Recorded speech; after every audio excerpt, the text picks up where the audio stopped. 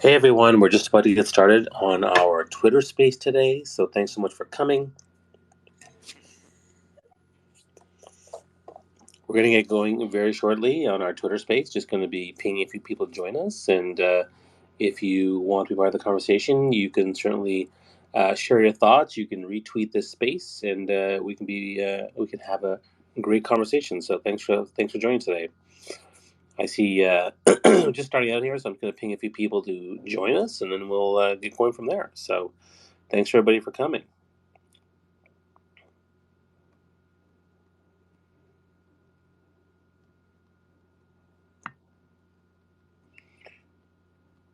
I'm just sharing a couple of tweets here, and hopefully we'll get more people to come on in here and be part of the conversation.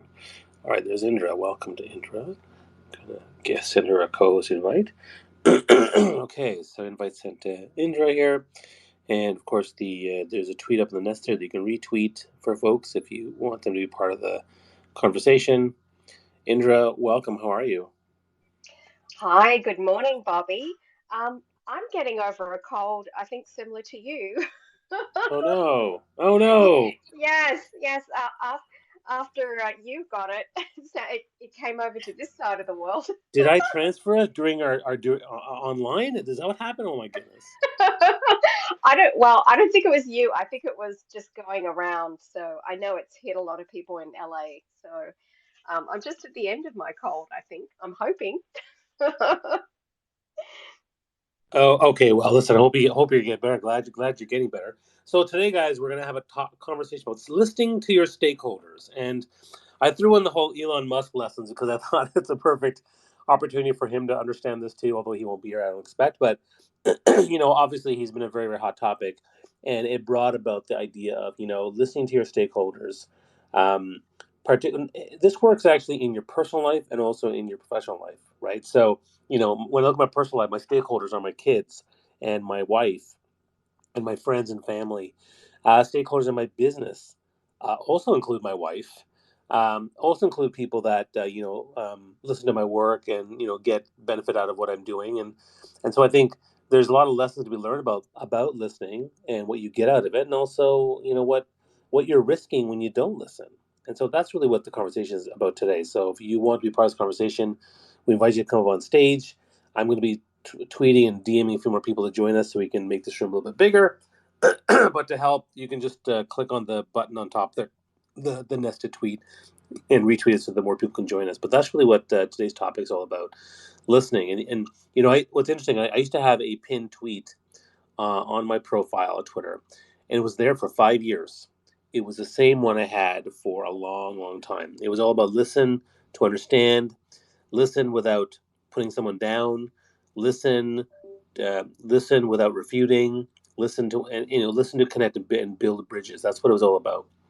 And I removed it recently because of Elon Musk, and I put up a Mastodon account in case people want to join me there. But I'm mostly hopeful and quite optimistic that Twitter will survive and we will prevail and we'll be able to continue to do what we normally do here. There might be some shifts in here and there, but I think the idea of sharing our knowledge and building community and tweeting and accessing things all around the world, I think will continue. So I think that's a good thing. So with that, that's what it's all about. So while Indra introduces herself, I'm going to just ping a few more people, and we'll keep trying to build up this room. Indra, please go ahead and introduce yourself. Thanks so much, Bobby. And I just tweeted out your post up in the top of the nest. And if anybody else could tweet that out, that would be greatly appreciated. Thank you. Hello everyone. I'm Indra Bartona. I'm a producer in film and television, a TV host, and also I'm the founder of the Positivity Vibe Tribe community. I'm based in Los Angeles. I'm currently in development of a feature film, and I host three spaces for the Positivity Vibe Tribe. Tonight is the music space at 8 p.m. Eastern Standard Time, where we interview musicians and we have some live music. So, love you guys to join us if anybody's interested. And I'm looking forward to talking about this conversation on stakeholders because even all of you in the space that are going to join us all of you that join the replay. Basically, you are the stakeholders for Bobby and I in this moment. And we are constantly having stakeholders in our life on, as Bobby mentioned, personal and professional levels. And it's constant, it's at a constant. So it's almost like we have to be aware of this and uh, and and bring this heightened awareness to every situation because every situation is going to be unique. Over to you, Bob. Yeah, I think that that's a great point. Thanks, Indra. And I'll introduce myself. My name is Bobby Omar. I am a professional speaker by trade for the last 17 years. I've traveled around the world and delivered over 1,000 keynotes and workshops across 4 continents, mostly on the areas of leadership development, personal branding, authentic connection, networking, digital marketing influence, LinkedIn and Twitter, and how to build a thought leadership brand. That's kind of what I focus on. And during the pandemic, I had to pivot or transition to doing more coaching and online programs, but the content's still the same. I'm also a 5-time TEDx speaker, and so speaking is my main thing I do. I'm also a bit of a social media influencer guy, having about half a million on this platform, and 70,000 on LinkedIn, and 32,000 on Instagram. And Indra, this I got some big news for you. I just downloaded TikTok, so I haven't actually posted anything on it, but baby steps, man, baby steps. I downloaded TikTok. I'm going to start putting content on there, but it's not going to be the normal content that you would normally see here on Twitter and Instagram and LinkedIn, which is usually, I usually talk about things that are business focused or personal relationships, but they're more formalized as opposed to fun silly stuff. And so on TikTok, I've decided that it's going to be my outlet for fun silly stuff that I think is really fun to share. So that's kind of what I'm going to talk about. So you're going to see singing, dancing, and see my kids.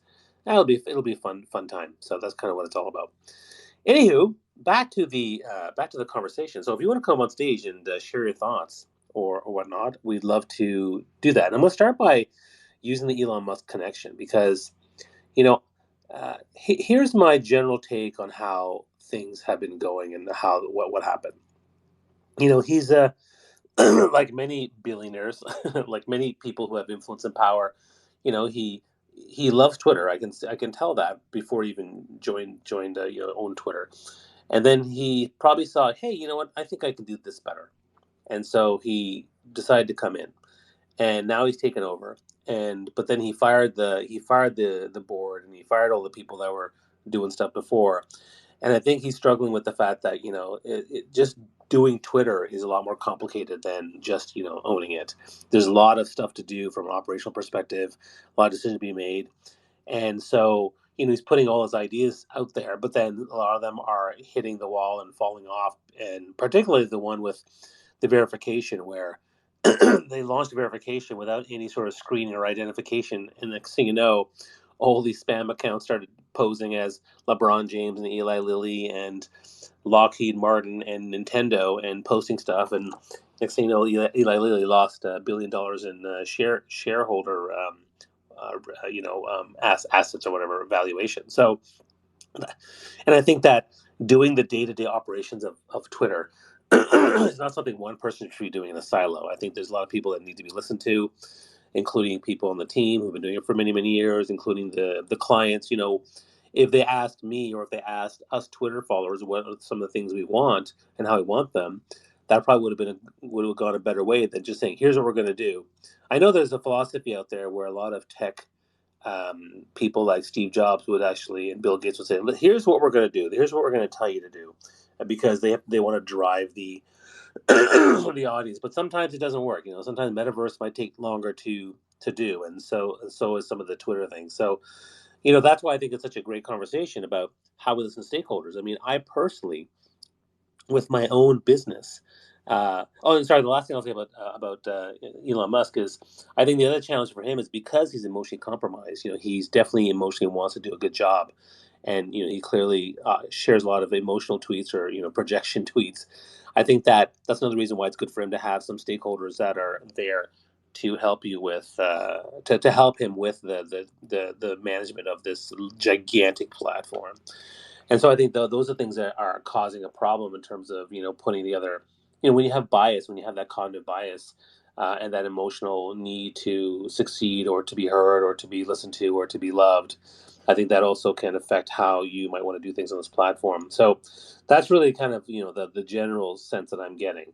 Now, with that, let's go back to listening. I mean, for me, I'm going to relate it back to my own self. I mean, as a business, I've listened to stakeholders in my business for all the time I've been in business, which has been 17 years, and I've evolved. I've changed how I do things.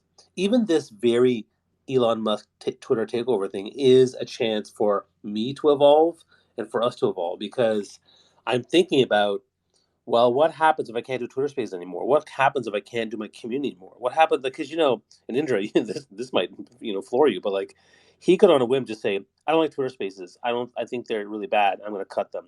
I don't like communities. We're going to cut them all. So you got to start from scratch, and that's something that would affect a lot of people. And so, for me, so I'm evolving now in terms of what is my Twitter strategy moving forward. How do I want to do things? For now, I'm investing in Twitter Spaces because I think they're great.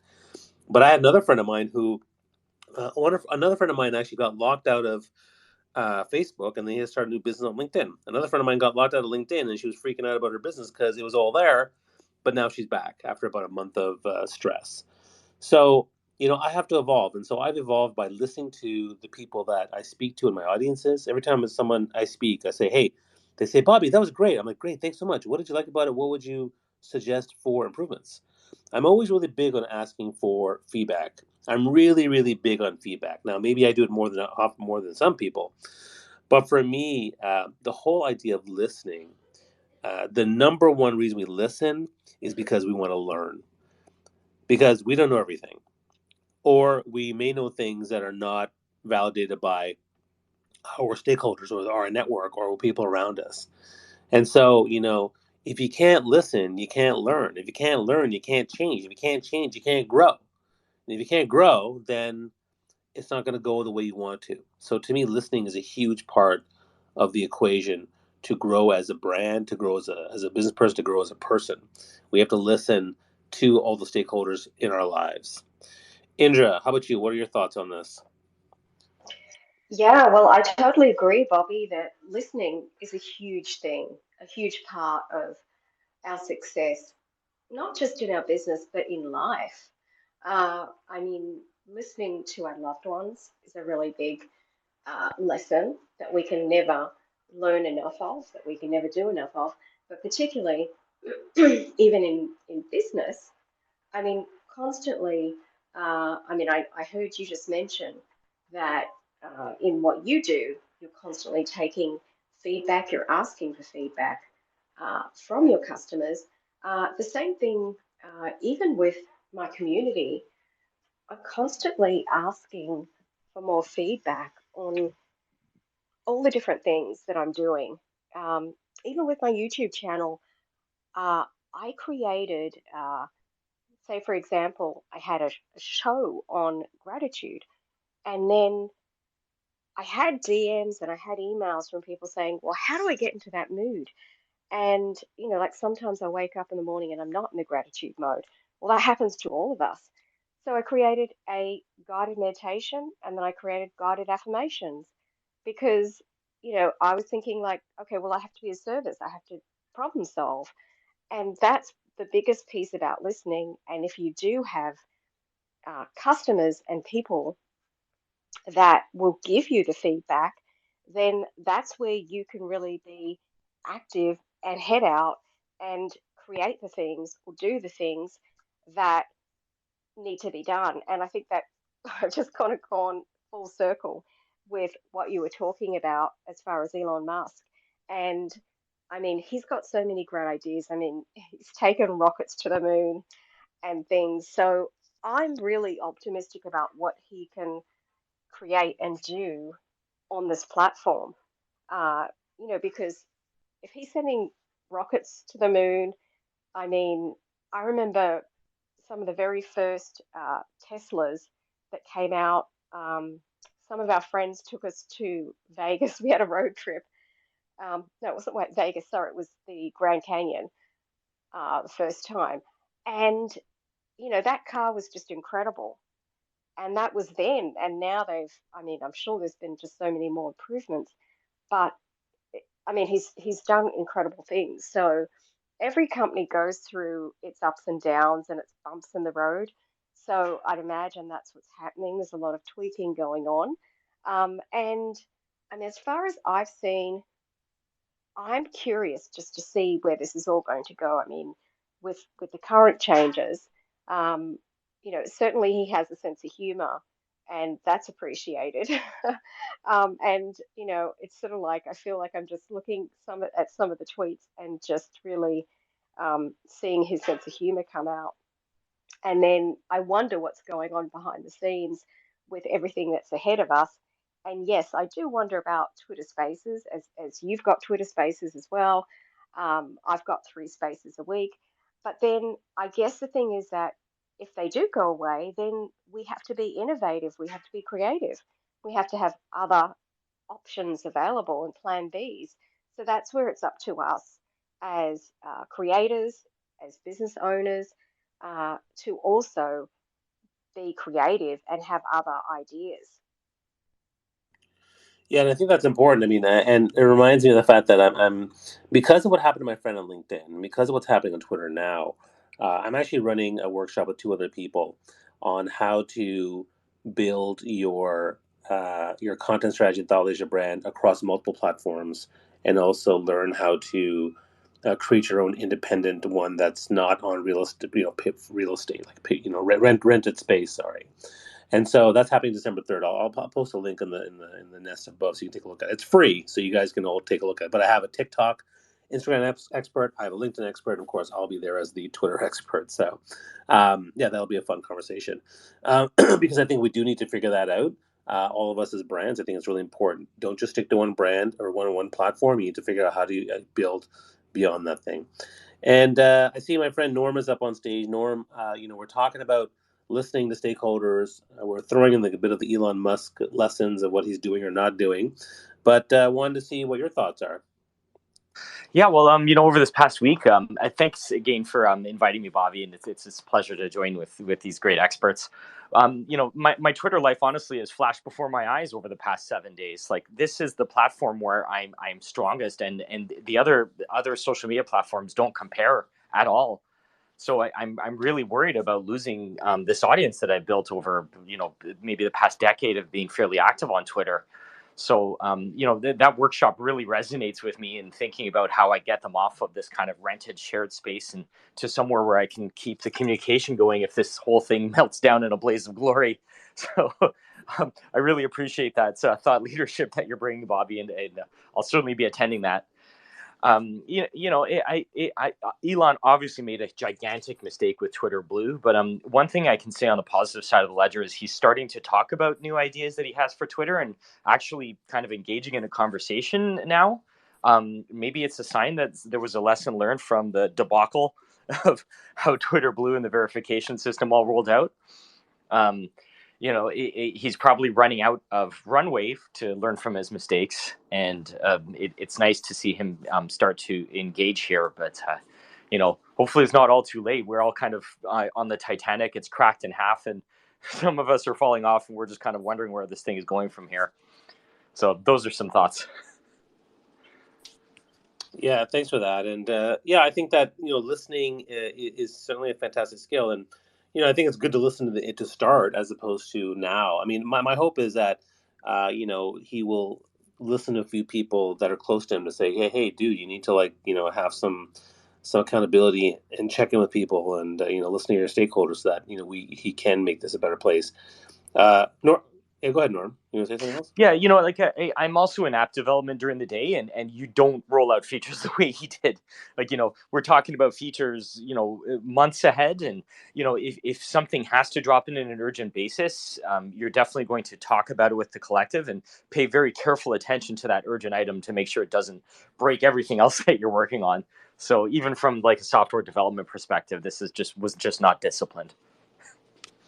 Yeah, I think part of the rush was because of the I guess the apprehension about being in debt and trying to make some money quickly. So I think that's kind of what happened there. But no, I agree. The long term things you got to listen to people as you make developments. I mean, LinkedIn is one place where I often complain about how they take forever to launch something, but to their credit, they're very slow and steady, methodical with that stuff.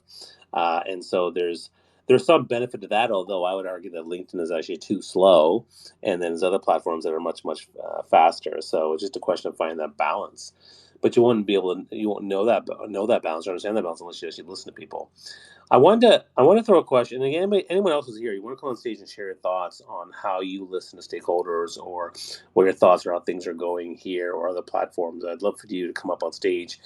Just put your hand up, just we'd love to have you there. And if you like what you're hearing, share a thought, ask a question, and you can be part of the conversation. One thing I will say though, you know, it's funny now that we have the blue check mark, these blue paycheck marks. I often check to see, is this a legit? Well, I shouldn't say legit. You know what I mean? Like original gangster, or is it a paid one? But the other thing is, some people want to come up on stage, and if you don't have a full profile, um, I won't let you up. Like that's just to me that's just a general security feature. I do the same thing on Clubhouse as well. If you have nothing in your profile, or it's very you have zero followers, or whatever it might be, or an imbalance, like you have 5,000 people you follow and 10 people follow you, and you have nothing flushed out in your profile, just for the safety and security of the conversation and for the people on stage, I won't let you up. And that's just that's my prerogative, that's my protocol. But because someone did ask, and I was like, no, I'm sorry, I'm not letting you up. So for me, we all have to be mindful of what kind of protocols and how we listen. But I see someone else has come on stage. Bunsen, I'd love to get your thoughts on the topic today. Hi, thanks for inviting me up. I got about 5 minutes to talk. All right, make it count, man. Yeah, so definitely two things that we do with our, we're a brand now. Bunsen and Beaker communicate science through the lens of dogs. Is I'm more laser focused on what our followers want.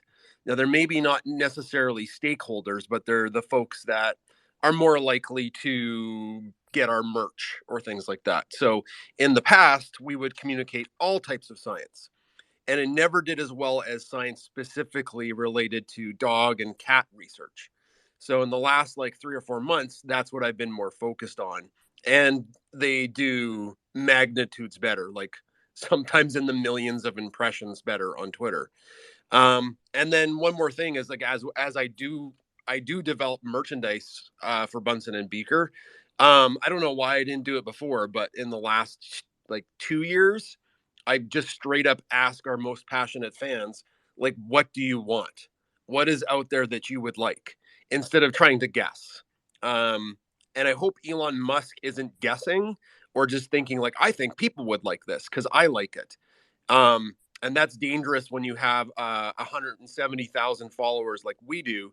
And it's vastly more dangerous if you're running a giant social media platform to be like, I really like gizmos. I think everybody's going to like gizmos. Gizmos for everybody, right? I straight up, now we just ask our most passionate fans, I'm like, what do you want?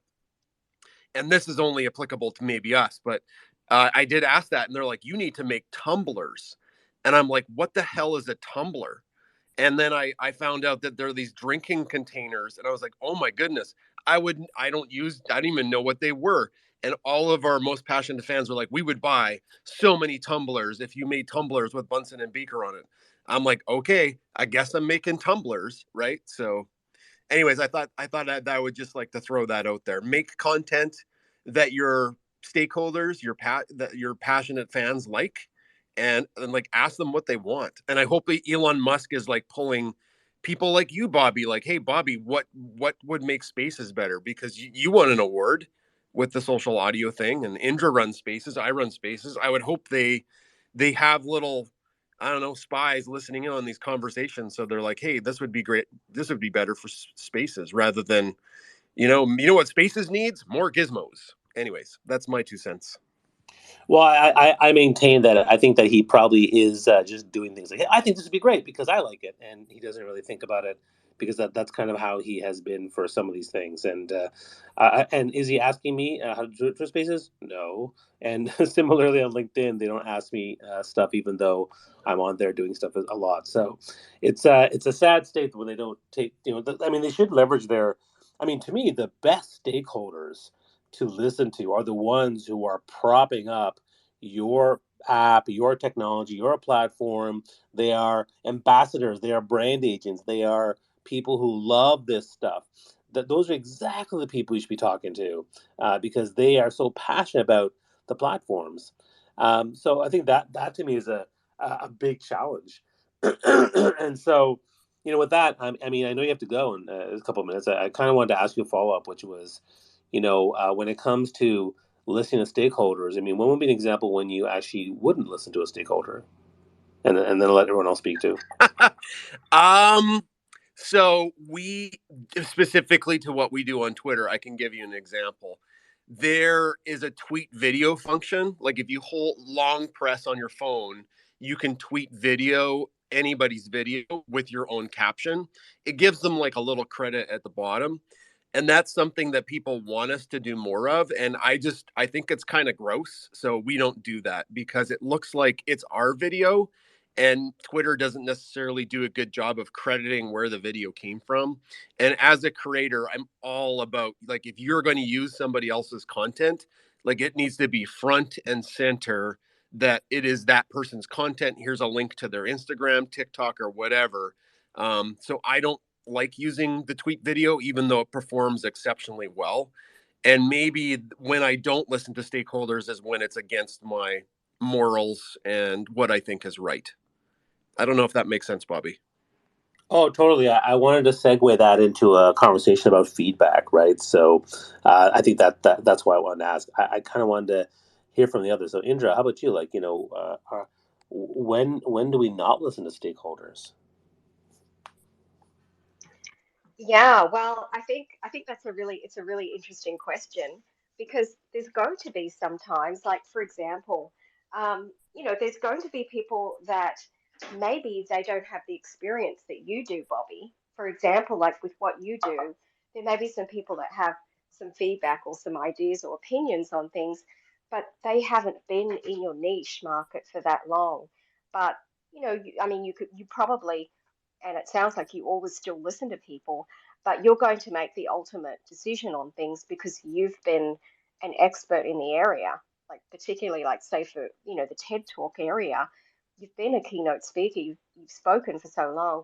If somebody comes in who's, been, I guess, on the circuit for 6 months, there's a difference. So I think you really have to listen to people, but also look at their experience and their background and see whether it's founded on something.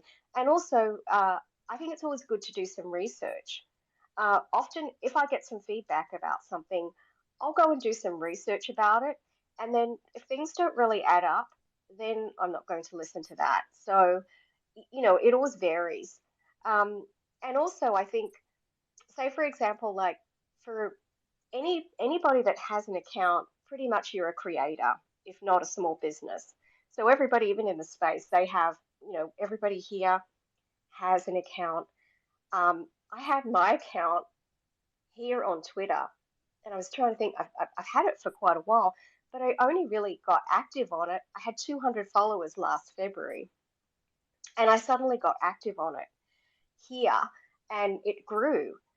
So I think also as creators and in that creator mindset, any platform that we don't have to pay for on any level, um, then don't get too attached to it or be willing to have a plan B because this is a free platform. So at any point, anything could happen.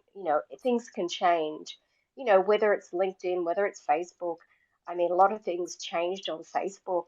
A lot of people, they still, well, I still have an account on Facebook, but I mean, it's really just very friends and family. It's not really business. And then just learning from people that are more experienced, like yourself, Bobby. over being on LinkedIn. I am on LinkedIn a lot more. I have created more things on LinkedIn. So then, okay, well, I'm not just on the Twitter, and I'm over on Instagram. And of course, we're going to be seeing more of you over on TikTok pretty soon.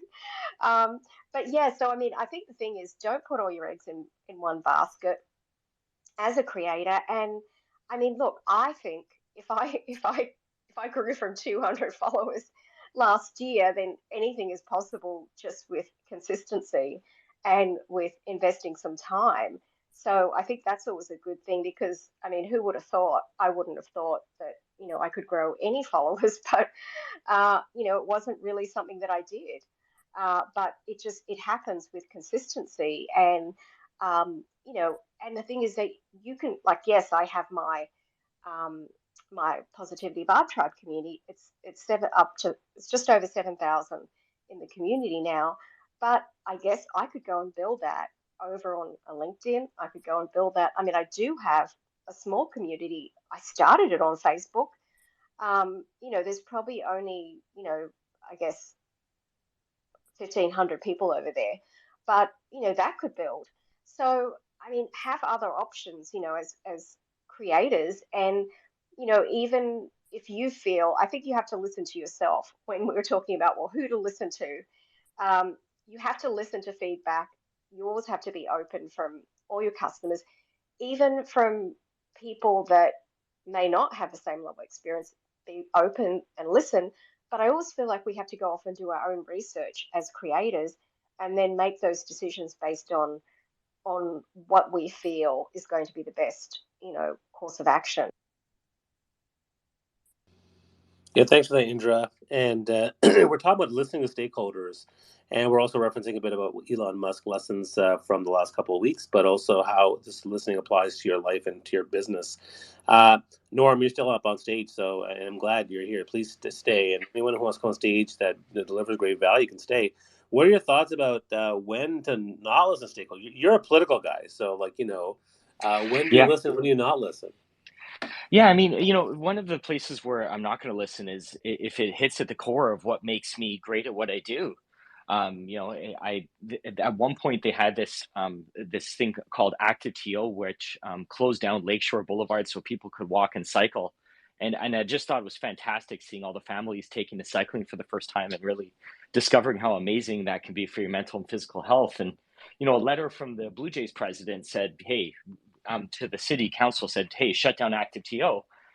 And it seemed like the mayor was going along with that, which has its own set of problems, being that he's kind of a Rogers board member.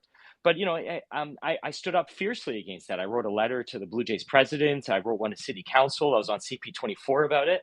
I'm not going to compromise my core values or soften my advocacy for anybody. And I certainly heard a lot of feedback saying, "Hey, you went a little too strong there." And I offer no apologies. I coined the term status quo TO, which ended up in a bunch of articles at the time. And I'm not going to change that kind of advocacy, which I've found in the past to be effective. So I definitely got a lot of pushback and people saying you went too hard there, but I'm not going to change my approach next time because that's the way I've found in the past it's gotten results, and it reflects kind of the passionate person I am on city issues. So um, yeah, I would say, things that hit at the core of what makes you effective at what you do. I don't think that that's feedback that you can necessarily accept. I mean, I'll listen, but I don't see myself changing the next time something like this comes up. Yeah, it reminds me of someone saying, "Look, Bob, you know what you should do? You should stop being a speaker. You should totally go, just be a writer." I was like, "What? What are you talking about?" So Yeah, yeah, I know yeah. what you mean. Okay, yeah, that's good. That's good insight. So, Thanks. yeah, um, one person one time told me, why don't you? You ever thought about doing a post where you're just ranting and you don't turn into a positive lesson? I'm like, why would I do that? And she was like, well, sometimes it's good. It's kind of jarring to just go blah, and because normally when I complain about things or when I share something vulnerable or personal or something dark, I always come up with at the very end some sort of gratitude or what's the learning or what am I going to move forward or what, whatever it might be. I often do that. And she's like, just do a rant. And I thought about it and I thought about it and I was like, God, I can't do that's not me. Like I can't do that. I'm the reason I post stuff and I do long Twitter threads or LinkedIn, Twitter, Facebook posts, whatever it might be, is it's part of my own mental processing. And so for me, I'm processing, and I understand the idea to rant or vent, but usually I'll rant or vent with my wife or a close friend, and then but I'm still going to look at processing, and I'll come up with, and when I share it publicly, then I usually share the lessons learned or what I got out of it. So I think that's one thing, and then going back to the, when do I not listen to stakeholders? Well, I'm going to segue this into feedback. So, I get feedback all the time from personally and professionally, and I developed a system for myself that works, and I'm going to share it with you right now. And it's actually funny because a lot of it was based on my mom. So, my mom is, my mom loves me, and I love my mom, and but she also is my one of my biggest critics, right? Like she'll say things to me straight up. I don't like your hair. I don't like this. Okay, sure, mom, no problem. And I remember years ago she didn't like I used to have like a not a goatee, like a soul patch, one of those like little small things on my face. I don't have it anymore. I have a beard now. But she just said I don't like it, and I'm like, well, yeah, but I like it. Like I know you don't like it, but I live with it every day, so I like it. And then my wife, when she came to my family, her family is very passive, and my family is very direct. They'll tell you right away, I don't like this. I don't like this. You should do this. You should do that. And so I think it took her by surprise how direct they were. And I said, look, here's what you do. Imagine someone has some sort of comment, idea. You can call it a personal attack, an opinion, whatever you want to call it. But they throw this suction dart at your head, okay? And then it goes, and it goes to your forehead. It sticks there, and you're like, okay. And what exactly are they saying? So here's the three rules of feedback. Number one, they give you feedback that you're like, oh, you know what, that makes sense. I'm going to make the change. So you accept that feedback and you make the change. That's one. Number two, you you you resolve the feedback in your head, but you don't actually implement it because you have strategic rationale for why you don't want to do it, right? So someone might say, I'll give an example. Someone say, Bobby, you talk really fast, you sometimes stutter.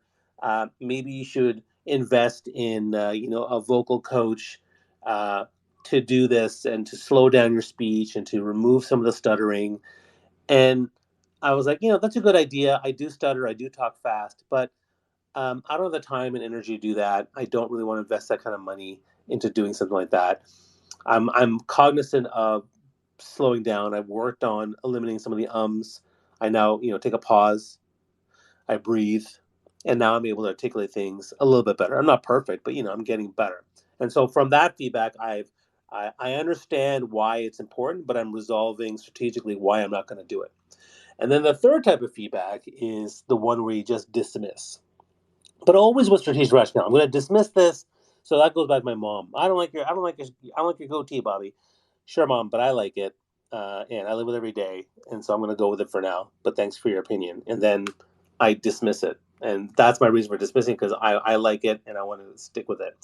And so once you've done that processing, acceptance or understanding why, but the answer is no, or dismissing completely, you then do what you're going to do and you let that suction cup dart fall off your forehead to the ground, and you go on living your life.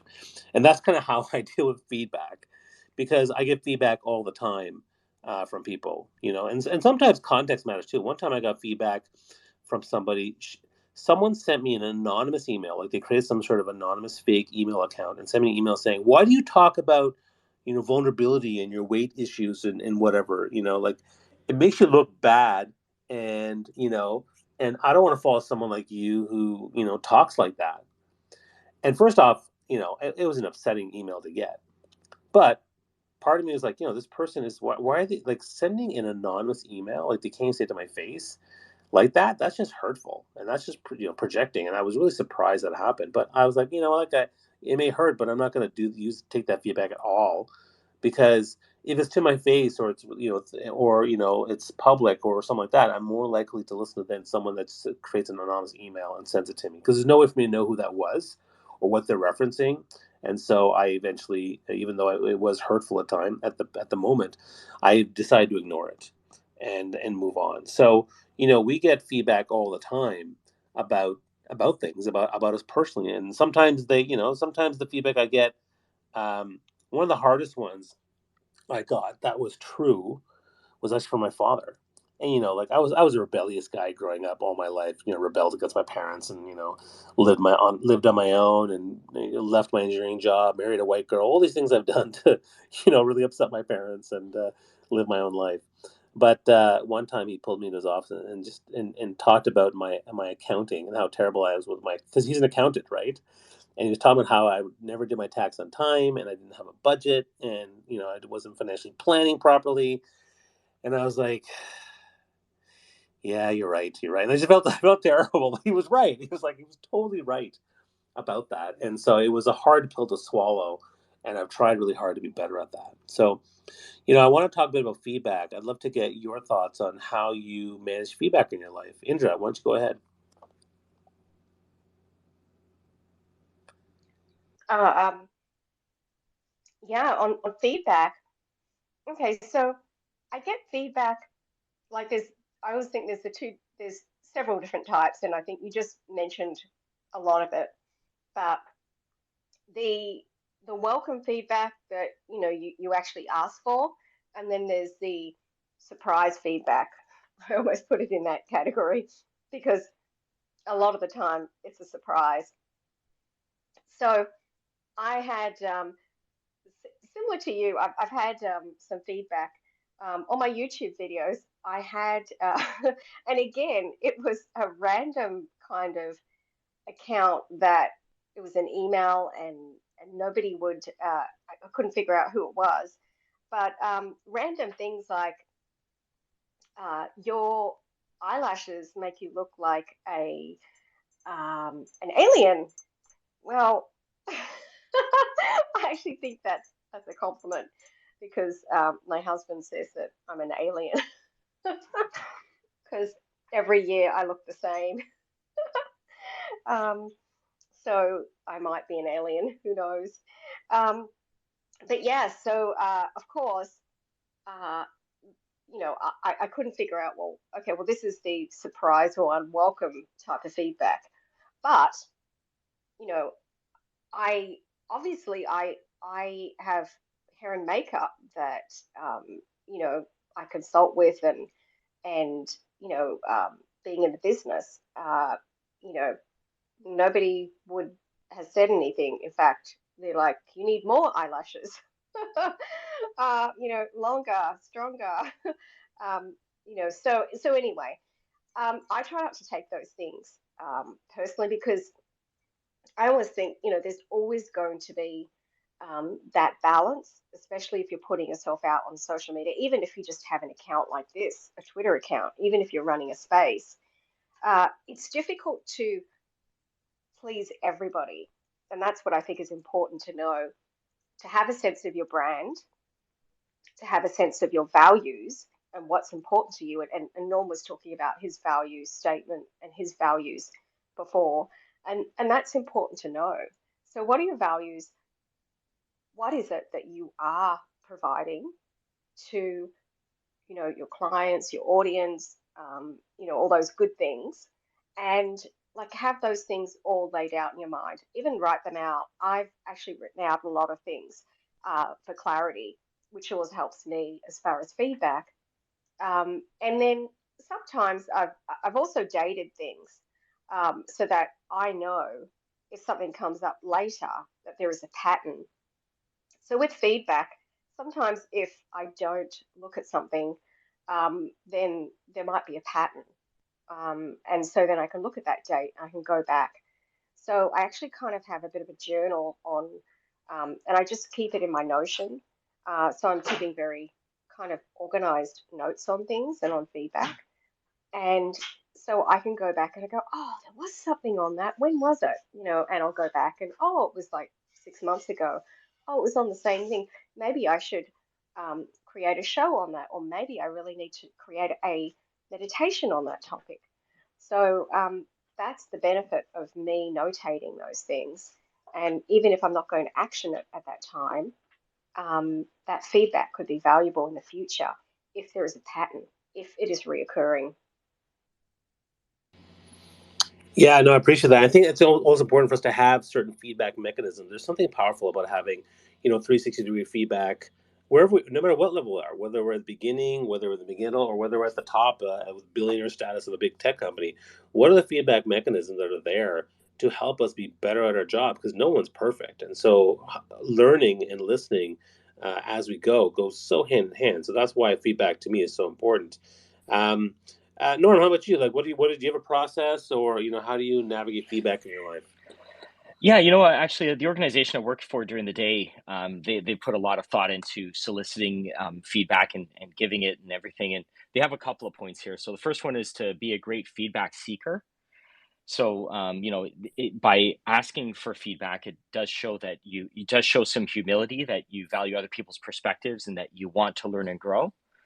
And as you give that feedback, you can give your perspective, like what you think you've done well and where you think you can improve, and that can help the person who's going to give you feedback kind of focus down their feedback based on where you think you need improvement. We actually have a tool right in our Outlook where we can request feedback. You press the button and it like fills in a template in Outlook, and I mean that's how much they encourage us to solicit feedback from others. So you want to be a great feedback seeker, and then like a great feedback receiver. So in that, like you're assuming positive intent, and feedback. The negative feedback tends to be that sort of surprise feedback that you receive, and we would not, some of it's quite natural not to react well to that negative unsolicited feedback. As you receive it, you can also ask for clarity and specifics if what they're saying is kind of general, or you're not, you're not quite understanding what they're trying to get at.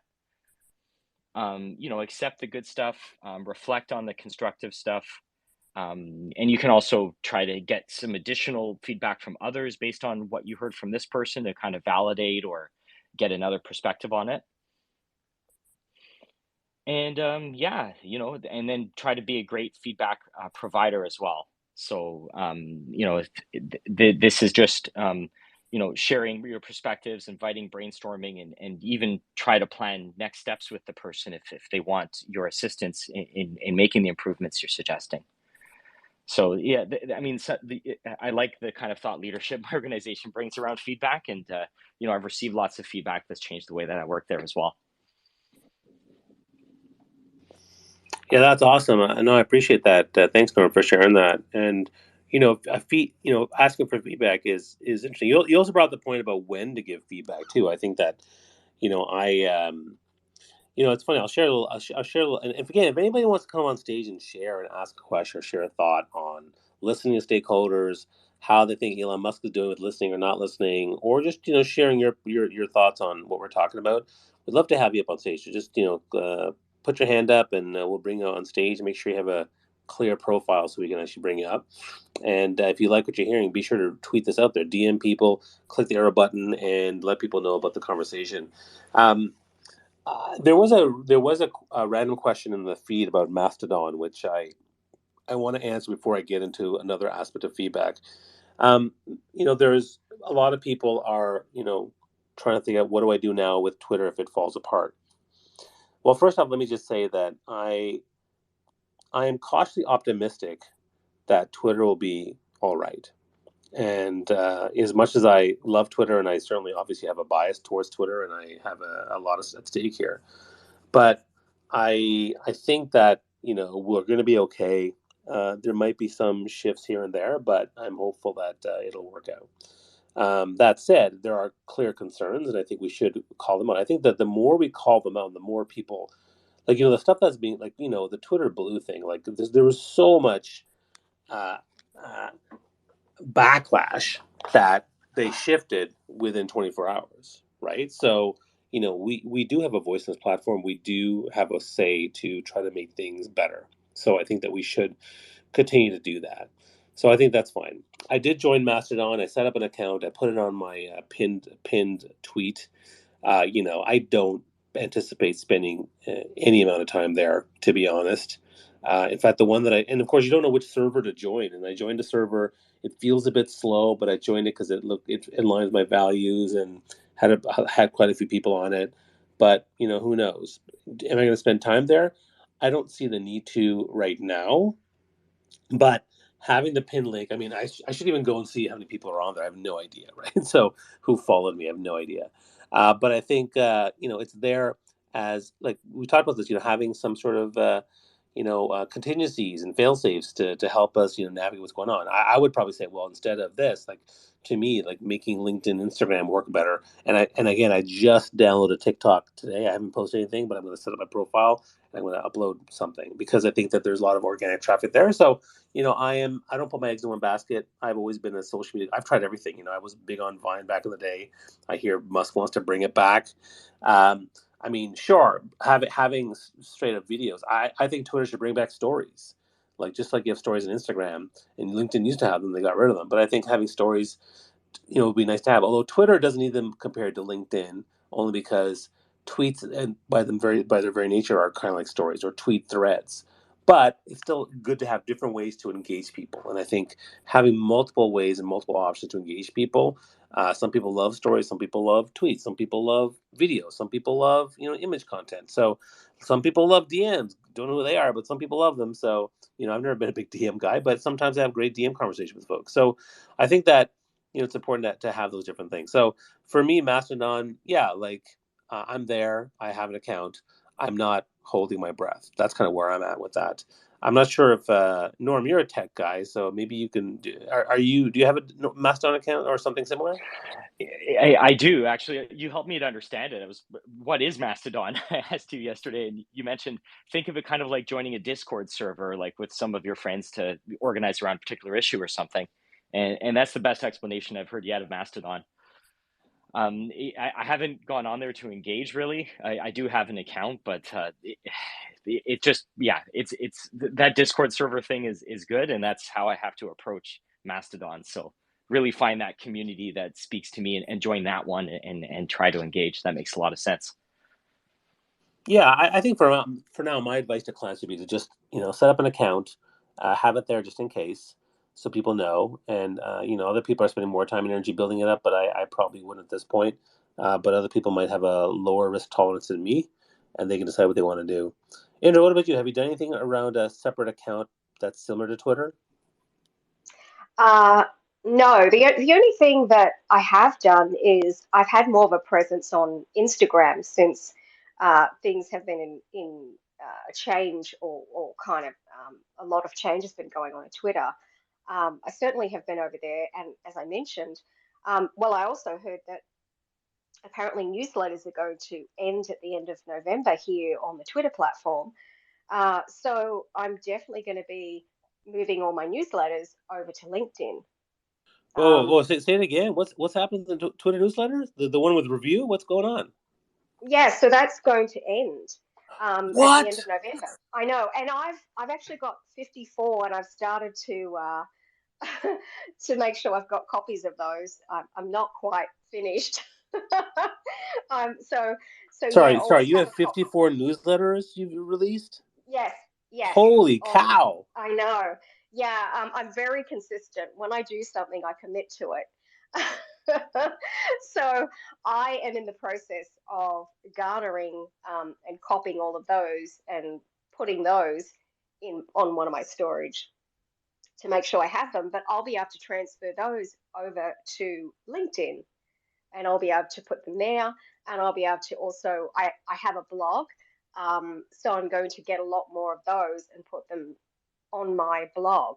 So I'm a little bit blown away that the newsletters are gone, because I really thought that was a great thing. And I was surprised at the email list that I have grown from those newsletters. Because I know, look, Bobby, you're very like, oh, newsletters, newsletters. I did. I mean, I've only done about 3 or 4 newsletters over on LinkedIn because my presence is greater on Twitter. But maybe that it's time for me to move over to another, like to the LinkedIn platform, and post all the newsletters there, and maybe I can grow my network that will actually help and support it. So, there's always, like, you have to be flexible as a creator, And so that's what I'm going to be doing, and also posting more of those and converting those on my blog as well. The other thing is, you mentioned about the stories on Instagram and how it'd be great to have that on Twitter. Well, I used to like the fleets that were on Twitter before, which was similar to the stories, Well, that's and what I they really are. That's what missed they it. are. The fleet. I mean, they called Yeah, them fleets, but they were basically Twitter right. stories. Right. And I used to think they were really cool because also, when you're sort of like you're in a space or something, and you can kind of see what people are about really quickly. You see the little stories, or if you're just surfing, you open your account, it's a really cool way to see what people post about. Like, it kind of just flashes up and it is a story basically. And I really missed that. I thought it was so fun and so cool. Uh, and that's one thing. If Elon Musk and his team are listening, please bring back stories because that was just such a cool thing, and it was really, really fun. And then you're competing with Instagram, of course, you know. Um, so that would be really great. Um, so I'm I'm going to be more active on LinkedIn. Um, I don't, I really don't feel like Facebook is much of a business platform. I know some people do have great success over there, but I just have family and friends all over the world, and Auntie Betty likes to see whatever I posted on Instagram. It usually just posts automatically on my Facebook account, so that's kind of the bonus of that. But uh, but yeah, I mean, I need to also be a little bit more active on my TikTok account, which is sort of random, and just kind of spreading myself across. And obviously, every week there's several videos on my YouTube channel, uh, and but even, I mean, there's even Pinterest, Bobby, that we can be more active on posting things on that. And I mean, there's just so many different platforms that are available. I mean, yes, this is kind of like my key and my home one. And I am the same as you. I'm optimistic about the future on this platform, only because I see that it is still like everybody is here, and in fact I feel like there's been an influx of people that are arriving, and like I'm getting a lot more followers every day, and I think more people are just arriving on this platform out of curiosity, if nothing else. Well, there's a lot you said there that warrants a discussion. I mean, the Twitter newsletter I started because of these Twitter Spaces, and I was talking to people like you and Samantha Postman about it. The truth is, I did a couple, then I stopped. I mean, I ended up having about, I haven't checked actually in a long time, but I only had about 45 subscribers. And then, but to me, it was the same effort as my regular newsletter, which is on my website, because it was really, even though I have 500,000 followers, did they convert to my newsletter? They didn't. I've learned that about most platforms. Just because you have, you know, thousand followers on one platform doesn't mean that you'll automatically get the same number of people on LinkedIn, Twitter, Pinterest, Instagram, whatever. You have to actually build from those platforms.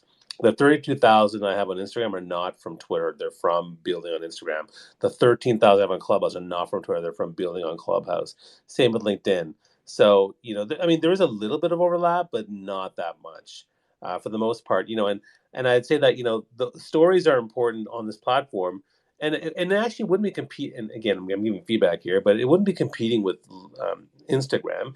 It's basically because people are on Twitter to tweet and do stuff. So I think having stories on Twitter would be just another bonus way for us to engage our followers and connections here on this platform. When they were around, I thought the stories were great because it's pretty hard to tweet in the moment. Like you have to write all the stuff out, add the photo, blah blah blah. But story is really easy. If I'm at an event and I want to share like 5, 6 photos of what's going on, it's very easy for me to quickly share the photos in the story, just like on Instagram, and people see the progression of what's going on with myself during that day. So I think, and I used to get great results. I would get far more traction on some of the stories than I did on my tweets. So I thought that was a really good thing. So I definitely hope they bring them back. And then the newsletter thing, again, learning to evolve and adapt and listen to stakeholders is really important. So I was really hot and heavy with LinkedIn newsletters beginning this year. Indra, that has changed significantly. We have seen with newsletters that the efficacy of them are dropping substantially. In fact, just last week, the best LinkedIn algorithm researcher, Richard Vanderblom, who I'm interviewing actually on November 29th, he was saying that the drops in open rates and I guess awareness is 60 to 80%. So it's really, really gone down.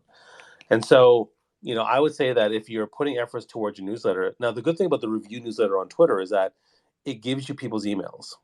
So I think what you should do is you take the emails, download them, put them in a regular emailer like Active Campaign or MailChimp or whatever you may have, and then start putting emails out that way. The main benefit of a LinkedIn newsletter, and I'll be really clear with this because we're talking LinkedIn, Twitter, things I love. The main benefit of LinkedIn newsletter is the first email that goes out. Because what happens is, as soon as you do that, it notifies every single one of your subscribers, or sorry, not subscribers, sorry, your connections and followers on LinkedIn. So because I had 45,000, followers on my personal profile, it told everyone about my newsletter. And so I had to get their attention with the title, the one-liner, and the image. What is this thing about? And the first few lines of my newsletter to get their attention.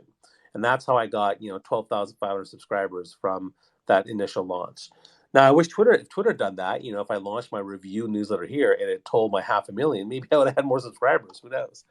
But the other disadvantage of LinkedIn newsletter is that you don't get the emails. And that's a huge problem for me. You want to have a robust email list that you can actually talk to people. So what I would suggest you do is you focus on having a newsletter that's on your own real estate, your own kind of landscape. And further to that note, actually, I just recently launched a whole new business hub platform that I'm using through a colleague of mine, and it's amazing. It's a platform that you know how I'm paying for Calendly for calendars and Active Campaign for my emailer and a bunch of other stuff that I'm paying for. I'm paying for all of it on one platform, and it's way, way cheaper because it has calendar, it has landing page creation, it has all these different things, my emailers, all the stuff. It's all on one platform. So if anyone wants to learn more about that, it's called the Iconic Business Hub. I have a referral link which I can share with people if people are interested. But for me, like that's what you should do. And then, of course, you take whatever you did on your main emailer, and then you can just copy paste that on LinkedIn and other platforms. But like I'll often copy paste on LinkedIn and I'll put it on Medium. But my main one is always on my website, and I always direct people back to my website because that's where I can own that collateral of people's emails and those contacts. So that's just some advice that I'll give. Hope that's helpful, but something to keep in mind. But now we have to think about what we're going to do with our newsletter now that I know. Thanks so much, Indra, for informing us. Let's go to Ananya. Welcome to the stage. Please go ahead with your question or comment. Well, good evening from India. Let me introduce myself. I'm Dr. Ananya Kanoja. I've been pursuing my medical residency in psychiatry, recently joined. And it is really a great platform where I get to know a lot of things from like people like you. I'm sorry, my English is not that good, but what I want to do, I had certain questions and certain doubts regarding social media and its influence. Like, I have a YouTube channel and I started in 2018. First, I didn't have any niche, but then later I shifted to mostly travel content.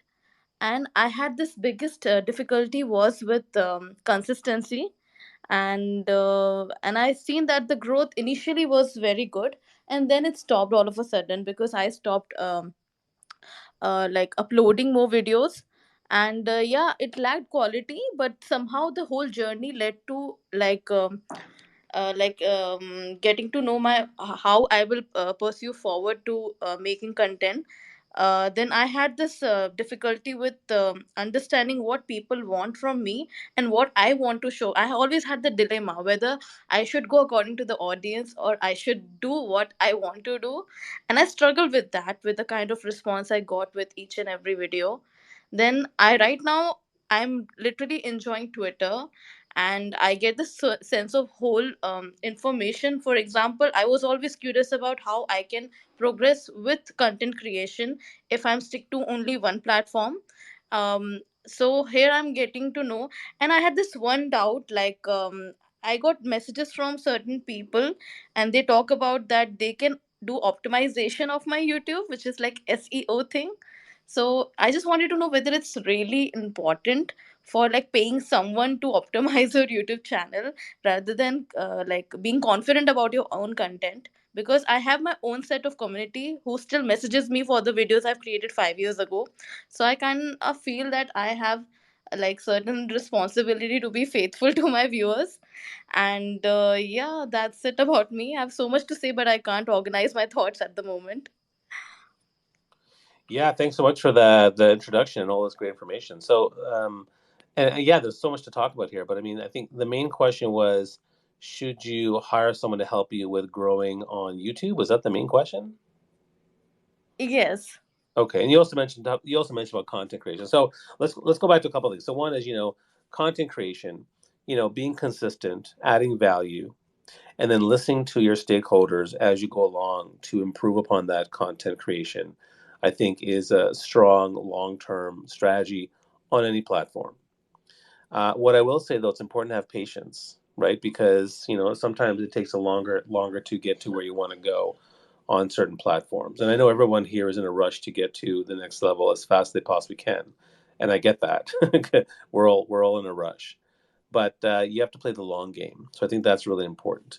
I also think it's important to have more than one platform to in your don't put all your eggs in one basket. So the best way to have be multi-platform is to repurpose your content, right? So if you're doing a video and it goes on YouTube and you share it on Instagram and you can put on Twitter, those are all good things. So I would continue to do things like that. Um, and then in terms of hiring people, I mean the truth is we're all really busy people and we hire for different things. But one of the best things I like to hire for is number one, their expertise, the one that I lack, because I can hire someone to do something for me. Like let's say, for example, I hired someone to help me with SEO for my website and for my YouTube videos because I don't know anything about that stuff. And so, yeah, I could spend 10 hours learning about it, or I can pay someone to do something in 5 hours that would have taken me 50 hours. So, hiring someone with expertise goes a long way. The second thing, of course, is I hire for time because I don't have time to do everything. And so, while my primary platform is LinkedIn, and I'm about to do something on TikTok, I got to be mindful where my time goes. Like I don't have time for everything. So hiring someone to help with some of those things can go a long way as well. I also leverage automation as well in some instances to help me with something. So for example, when I upload a new YouTube video, it automatically tweets out and it automatically shares on my Facebook biz page. So I have some of those automations in place. But those are some of my initial thoughts on your questions. Andrea, anything you want to add? Yeah, actually, I was on multiple platforms like Instagram. I Yeah, I recently was gonna. became. Mhm. I just wanted to add. The main thing on YouTube is it has a completely different algorithm. It's not forgiving like Twitter, like Instagram, with like a lot of other ones. You really have to post like on a regular basis, and it's going to look for the pattern. If your regular basis is once every 2 weeks, or it needs to be minimum once a week for the YouTube algorithm to kind of work. Sorry, I just wanted to add that. Yeah, go ahead with your second question. If do you have another question, go for it. Ananya, go ahead if you have another question or follow up. I'm actually thinking. I think I should have written down somewhere before like coming here. Well, like talking about algorithm, I have seen I'm a doctor and I have a very busy schedule, so it's very like I might sound like a lazy person, but I have there has been time that excuse me, that I have been consistent. Then also somehow over the years YouTube had changed a lot. Like earlier, I remember when I used to subscribe to my favorite creators, I used to get popped up information that they have uploaded, but it has been changed. Even if we have put on the bell on for notification, it still doesn't come up on YouTube. Excuse me. I don't know how to frame my question right now. I'm really sorry. No, that's okay. No worries about that. I appreciate it. Like I think that there's lots of different questions we have. I mean, and again, the Power of Connection chat. Just so we do this every week on Mondays at 11 a.m. And Indra's always been a fantastic help and support and co-host with it. So make sure you follow her. And I do want to mention to people up on the above in the nest. I put up the free webinar I'm doing on your ultimate 2023 content strategy: how to monetize and land clients by multi-platform expansion. So if you want to check that out, you can click the link there and see what it's all about. You can also retweet it out there to the world and let people know. I'd love to have your help in kind of tweeting it out there and letting folks know about that. The topic today was really about listening to stakeholders, with obviously some lessons from Elon Musk in terms of what he's doing and what he's not doing. I think he can certainly do a lot better job of listening, because we listen to learn about our audience. We listen to understand how our actions are being seen. We listen to get the best ideas from a diverse network of people who care about what we're doing. And that's the reason why listening to your stakeholders is so important, whether it's business stakeholders or whether it's personal stakeholders. And that doesn't mean you have to do what they say. Listening is about understanding and getting a feel for it, but it doesn't necessarily mean that you actually have to do what they say. So we talked earlier today about feedback stuff. What are my 3 feedback mechanisms that I use?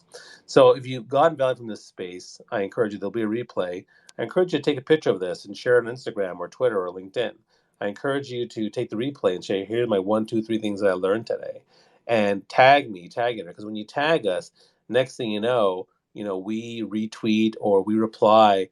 And when I retweet to my 500,000 followers, you'll get noticed, and your people might follow you. If you tag me on Instagram or on LinkedIn, then my 32,000 and my 70,000 people will notice, and next thing you might get more followers or connections. So these are all win-win situations here. So I encourage you to share the lessons learned, and it's a great way to provide value for your network, right? So I think that's another reason why it's so important to try to share those lessons and learning. So with that, Indra, I think I'm going to close the room now. Any last? And I should mention today's my daughter's birthday. So my daughter turned 12, Raya, and she's a feisty, sassy, super fun, lovely kid. And yeah, she's just a blast, and I just love her so much. And I'm trying to put together a nice little collage of 12 photos of her growing up, and I'll be posting about her on LinkedIn and Twitter and Instagram shortly. But tonight I'm taking her to an escape room, so that'll be kind of fun for us. Hopefully we'll escape and you'll see me next week. But Indra, any last thoughts on the listening stakeholders and lessons today? Yeah, absolutely. Well, first of all, happy birthday to Raya. I hope she has a beautiful birthday. She's really a talented young lady from everything I see about her. I'll look forward to looking at more of the photos and celebrations, of course.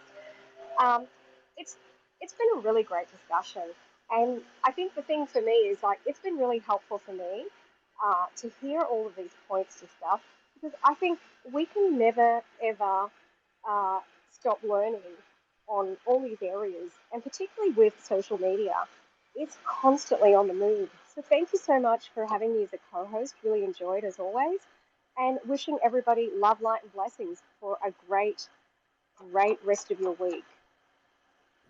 Awesome. Thanks, Indra. And again, everybody, again, listen, we talked about listening, why it's so important, and what it doesn't matter what level you are, whether you're just starting out or you're at the top of your tech billion-dollar company. You have to listen to stakeholders, because they have a vested interest in the success of the item at play. And so if you're here on Twitter, we care about Twitter. We want Twitter to succeed.